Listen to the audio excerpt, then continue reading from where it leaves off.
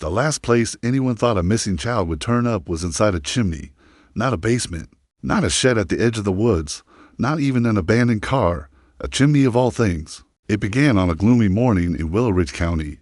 The sky hung low, gray and restless, the kind of weather that warned of bad things to come. Across every phone screen, gas station TV, and highway billboard, alerts flashed with the same heartbreaking message: missing child, Lily Carter, age 7. She had vanished the day before, last seen in a pink sweater with a faded unicorn stitched across the front dot by mid-morning. Half the county was out searching. Volunteers scoured fields, drainage ditches, and playgrounds. Deputies canvassed the neighborhoods. Not a trace. It was as if Lily had dissolved into the air. Detective Nora Hale drove slowly through the cul-de-sac at the edge of Maple Ridge Lane. She was exhausted, surviving on little more than bad coffee and adrenaline.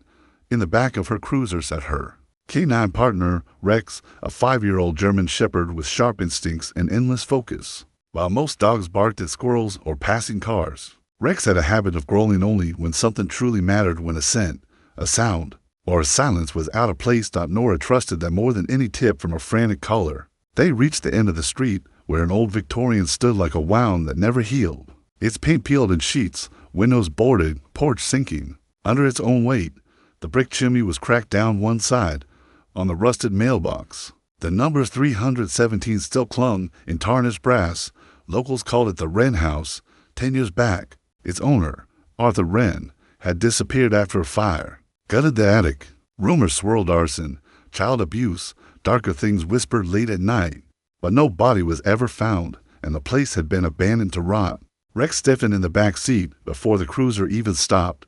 His ears rose. His chest rumbled. Double quotes, no. Nora muttered, "Not here."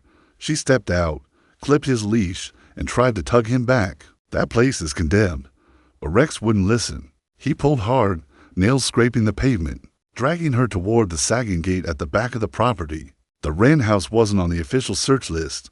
It had been ruled out to sealed up, to dangerous, no recent signs of activity. Yet Rex bounded onto the porch, leapt onto the slanted roof like he had rehearsed it 100 times, and circled the chimney with laser focus. Nora swore under her breath, "Rex, down." But the dog ignored her. His nose was pressed against the metal crown of the chimney, barking in sharp bursts that rattled the air. She pulled up the property file on her phone. Dozens of complaints over the years, kids claiming they'd seen someone staring from the attic windows, neighbors reporting strange smells, even one call about faint singing at night. Each was dismissed, closed, forgotten. Now Rex pawed at the chimney, growling like he'd found the ghost everyone had been too afraid to believe in. Nora radioed for assistance. Within minutes, firefighters rolled in with a ladder truck. She climbed up herself, refusing to dismiss the dog's instincts. Up close, the chimney bricks looked newer than the rest of the crumbling house. Dusty, yes, but not untouched. She placed her palm against it. Warm. To warm. How is that possible? One firefighter muttered. No gas. No power. Place should be freezing. They shined flashlights down. At first, nothing. Then Rex barked again from below. This time, a sound answered back, faint, high-pitched, a scraping. Something alive. Nora leaned closer, pulse racing. "Hello, my name is Nora. Can you hear me?" At first only silence, then the softest whimper, a child's voice. Chaos erupted. The crew lowered a small camera into the chimney, thermal scope, confirming the impossible. Someone was wedged inside, a child, curled tightly, still breathing.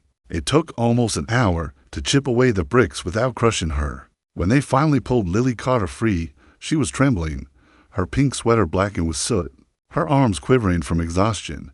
But she was alive. Nora knelt beside her, speechless. Rex pressed his head gently against the girl's chest, as if reminding everyone what instinct had saved her. Lily coughed, tried to speak, then whispered one single word: "Monster." The hospital lights were too harsh for Lily Carter's soot-stained eyes. She lay bundled in crisp white sheets, a frail figure clutching a small, broken music box so tightly that no one could pry it from her hands. The latch dangled, barely, holding the tune inside. Her mother, Grace Carter, stood near the window, trembling as she held Lily's mud-caked sneakers returned by a search team member. Her voice broke as she whispered, "We looked everywhere. How did she end up in that house?" Detective Nora Hale sat beside the bed with her notebook closed. She wasn't there to interrogate. She was there to listen.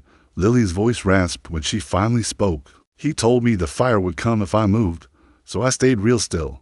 Nora leaned forward. Who told you that? Sweetheart. The man with the burned face. The words made Nora's stomach tighten. Back at the Wren house, yellow tape flapped. In the autumn wind, investigators swarmed the crumbling property, scanning every inch. Drones buzzed overhead.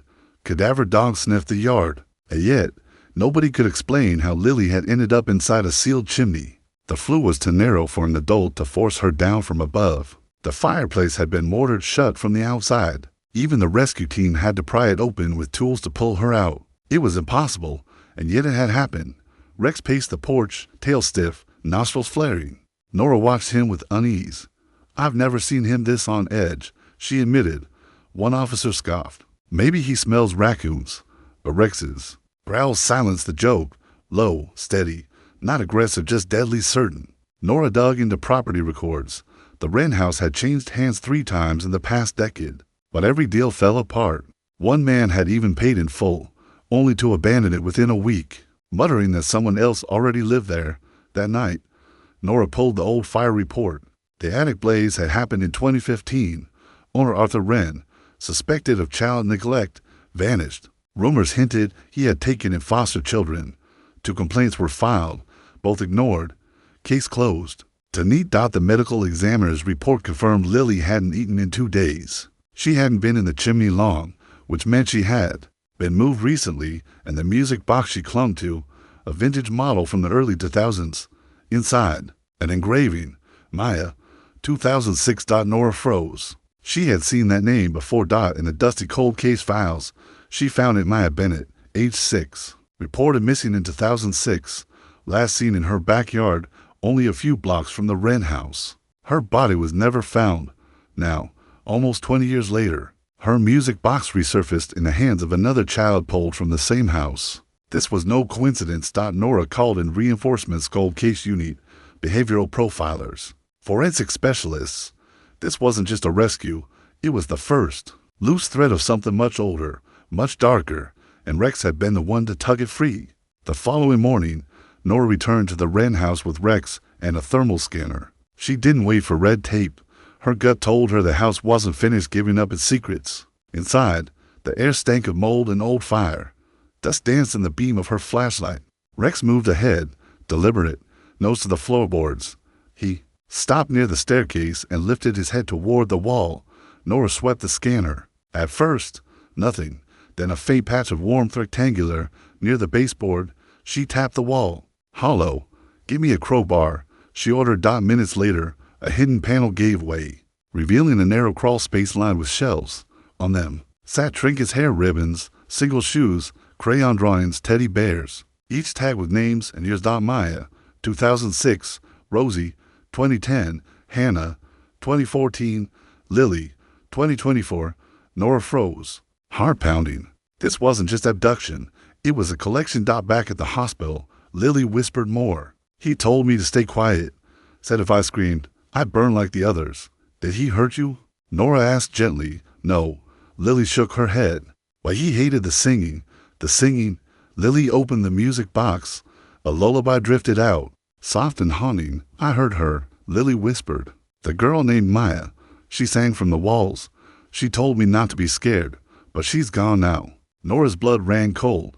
This wasn't just about the past. The Wren house was still alive with secrets, and someone was still adding to the collection. It had been 3 days since Lily Carter was rescued, but Rex hadn't calmed. Most dogs would have accepted praise, wagged their tails, curled up to rest.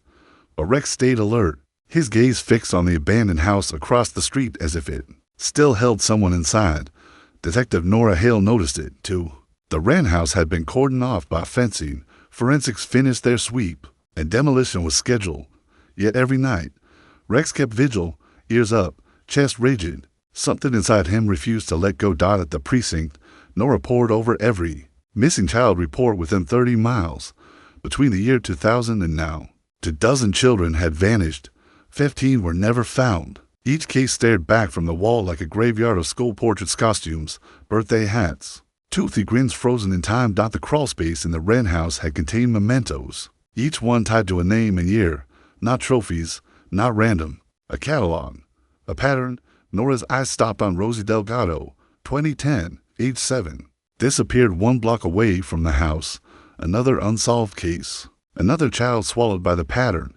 Meanwhile, Lily was healing. Her bruises faded, her appetite returned, but she refused to let the music box leave her hands. Whenever someone tried to take it, she panicked, clutching it to her chest until her breathing steadied. When Nora visited again, Lily sat coloring in bed. "Sweetheart," Nora said softly, "do you remember how you got into that chimney?" The crayon stopped. Mid-stroke, Lily's eyes lowered. "I remember the dark. I remember the man said the walls would protect me, that no one could hear me scream there." "What man, honey? Do you remember his name? His face?" Lily shook her head. "He was something on his face, like paper, burnt paper. He always whispered." "What did he whisper?" Nora asked, leaning closer. Her reply was barely audible. "He said the others were waiting for me." The words stuck in Nora's chest like glass. That night, she reviewed body cam and drone footage from the search. Nothing showed fresh signs of life. No footprints, no wrappers, no bedding. Only dust and silence. But then her eyes caught something, a faint outline of a metal panel on the far side of the roof. Hidden under ivy and dead leaves, forensics hadn't mentioned it. At dawn, Nora returned with bolt cutters. Rex patted at her side, tail low but alert. The panel was rusted but gave way under force. Inside, the attic smelled of smoke and insulation, the scars of the old fires still etched into beams. Rex moved forward, nose twitching. He stopped at a melted water heater and sat. That was his signal. Nora swept her light. Behind the heater, a small trapdoor was hidden, barely noticeable, with a wire loop for lifting. Her pulse thundered. She pulled it open. A narrow tunnel sloped downward, concrete walls slick with condensation, metal pipes running along its sides. Rex descended without hesitation. The air grew colder, damper, heavier. At the bottom, they found a room. No windows, bare cement, and on the walls drawings, crayon scrawls of stick figures, trees, suns with smiling faces, and in the center, a massive chimney drawn in red, names scrawled beneath it: Maya, Rosie, Hannah, Lily, and at the bottom, a fresh name, Clara. 20 to 5. Nora staggered back. "No," she whispered. This wasn't over. Another girl was already marked. She radioed for backup, documenting everything. This wasn't just evidence, it was a timeline. Back at the hospital, Lily spoke again in her fragile voice. "He said I had to stay quiet or I'd burn like the others. He didn't hurt me, but he hated the singing." "The singing?" Nora asked. Lily opened the music box. The same lullaby drifted out. Maya sang it. She whispered. "I heard her sometimes in the walls." Nora's throat tightened. "You heard her?" Lily nodded. "She told me not to be scared, but then she stopped." That night, Nora sat in her cruiser, Rex resting against her leg. The weight of it all pressed hard. Whoever had taken these children wasn't done. They had been planning for years. And the next child was already chosen. Rex's eyes stayed locked on the house across the street. Ears pricked, body tense. Not fear, not restlessness. Readiness. Because the fire wasn't out. Naya's sleep became a stranger to Detective Nora Hale. Every time she closed her eyes, she saw the crawlspace shelves, the trinkets tagged with children's names, the crayon drawings on cold walls. And she heard Lily's whisper again. "The others were waiting for me." Rex sensed it too. At the station, he prowled the parking lot, nose to every vehicle, every vent, ears flicking at noises too faint for human hearing. He wasn't just restless, he was searching for something no one else could see. Nora drowned herself in files. The missing children had one thing in common. Every one of them had crossed paths with social services, foster placement, or custody disputes. At first, it seemed like coincidence. Then she noticed a pattern: paperwork signed under the same entity, Hearth and Hollow Family Services. The name made her stomach twist. Hearth, like a fireplace; Hollow, like the house itself. She called in an old contact, Mar Devlin, a retired caseworker with 3 decades of experience. When Nora spread out the photos and names across the table, Mara paled. "I remember some of these girls. Rosie, Maya, Hannah. They were in the system. They disappeared before we could relocate them. Mara slid a worn folder across the table. Every one of them had been placed, however briefly, through a private agency, Hearth and Hollow. They called themselves a nonprofit, claimed they could take kids on short notice, but their paperwork was vague. No audits, no checks, just a box tick delivered. Like they weren't children at all, but packages. Nora clenched her fists, and no one shut them down. They dissolved in 2015, Mara said softly, right after the Wren attic fire. That link was no coincidence. Later that day, Nora returned to the Wren house. The attic had been sealed by the city, but she still had a key, with Rex at her side. She swept her light across the charred beams. The mural of stick figures still stared down at her, their red crayon fireplace grinning like a wound. But something new stood out. A chair, wooden, not scorched, recently placed. On the floor beneath it lay a plastic bracelet, the kind made from cheap beads.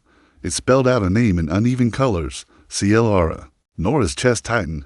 Another girl, another warning. That night, she reviewed old surveillance footage Mara had helped her pull from archives. Grainy, time-stamped October 30th, 2014, a caseworker's office. A man escorted a crying child, Maya Bennett.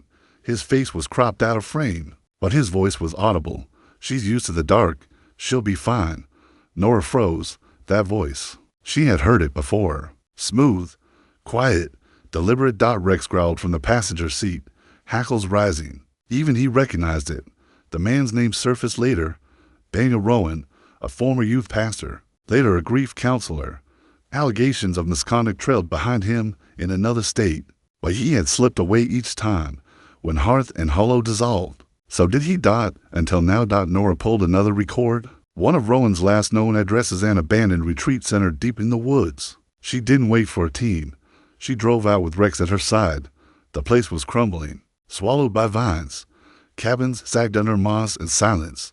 Rex pulled toward a tool shed, barking once, sharp and urgent. Nora kicked the door open. Dust, cobwebs, broken tools, and in the corner a trapdoor. Her throat tightened. Steps led down into dry, stale air. Rex descended first, muscles taut. Nora followed, flashlight beam slicing the dark. What they found chilled her. Another chamber, another wall covered in drawings, another set of names. And one stood out in fresh ink, Clara, penning. Beside it, a cot, a chain bolted to the wall, a half-eaten granola bar. Still warm. Whoever had been keeping Clara there had moved her recently. The chamber wasn't abandoned. It had just been vacated. Nora swallowed the bitter taste of realization. They were close, too close. And whoever had built this labyrinth of fire and silence wasn't finished. The retreat center's underground chamber haunted Nora Hale's thoughts long after she left it. The chain on the wall, the warm cot, the fresh name Clara scratched into the wall. It all screamed one truth. They were running out of time. Daniel. Rowan wasn't just a name anymore. He was flesh and blood, and if Clara was still alive, he was the one moving her. Rex had barely slept since. He paced Nora's apartment at night, growling at shadows, ears twitching at sounds that weren't there. He wasn't wrong. Evil had a scent, and he smelled it everywhere. Then, at dawn, the call came. A tip placed through a county land registry search, an old hunting cabin, rented under one of Rowan's aliases, deep in the northern foothills. No utilities, no neighbors. The perfect hiding place. Nora didn't wait for backup.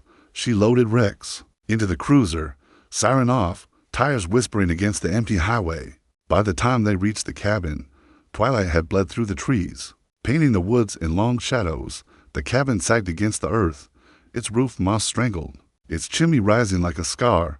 Nora parked a quarter-mile away and approached on foot. Rex moved like a phantom at her side, low, quiet, precise, through a cracked window.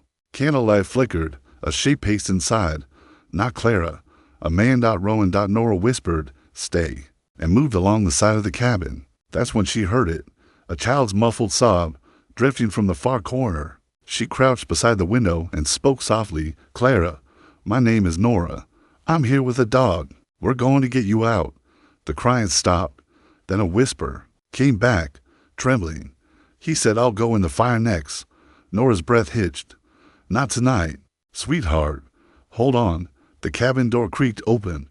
Rowan stepped outside, scarf wrapped high on his face, cigarette glowing in the dark. He looked almost calm, like a man strolling after dinner. Rex's body coiled. A single snarl ripped the silence before he launched forward, teeth bared. Rowan staggered back, shouting as the cigarette tumbled into the dirt. Nora rounded the corner, gun raised. Hands where I could see them. Rowan froze, hands lifted, a smile tugging his mouth. That dog, he murmured, always ruins the quiet. Nora cuffed him hard and shoved him to the ground, but her focus was already inside. She kicked the door open. Clara sat in the corner, wrists bound, cheeks streaked with dirt. Her eyes widened when she saw Rex charging first. The barking dog, she whispered through tears. Nora cut her free, voice breaking. You're safe now. By the time backup arrived, Rowan was loaded into a cruiser. He said nothing, no apologies, no excuses, just silence. But in his duffel bag, they found a notebook, pages of names. Next year's target already written. Madeline minus 2026. The cycle had been scheduled to continue. Yes, something gnawed at Nora as she drove back with Rex in the passenger seat. Rowan had been to calm, to willing, like a man playing a role, not leading it. At the courthouse, during his arraignment, Nora studied him, shackled, expression blank, but there was relief in his eyes, as if being caught had lifted a weight. Rowan wasn't the fire. He was only the smoke, and then came the final break. Forensics combing through old hearth and hollow records uncovered a photograph. A group shot from 2007 children lined up outside a church camp. In the corner stood a woman with a scarf over her hair, half her face shadowed, her hand resting on the shoulder of a small girl. The caption listed her name, Margaret Wren, program coordinator. Arthur Wren's wife, presumed dead in the attic fire a decade ago. Nora's stomach turned cold. The fire hadn't claimed her. She had survived, and she was still out there. That night, Nora sat on her porch, staring at the photo until her eyes blurred. Rex lay at her feet, but his ears twitched at every sound in the street, every shift of wind. Nora stroked his fur, whispering, smoke was never the fire. Rowan was never the head. It's her. Rex lifted his gaze, steady, unblinking, ready. The hunt wasn't over, and when the fire rose again, he would be the first to bark.